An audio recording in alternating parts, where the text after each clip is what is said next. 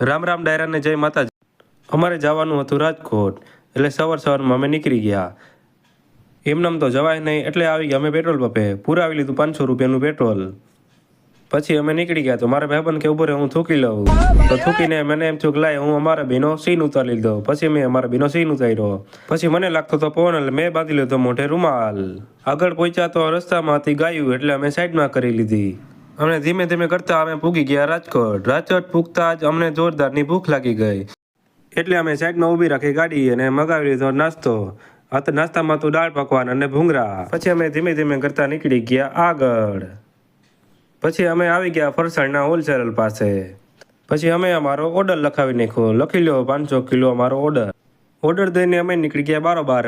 ભાઈબંધ તો ફોનમાં વાત કરતો હતો, એટલે મેં થોડો ઘણો ફોન ખાઈ લીધો અને નીકળી ગયા પછી પાછા આગળ। તડકો બહુ જ ન હતો। પછી આવી ગયા અમે સહજાનંદમાં જમવા।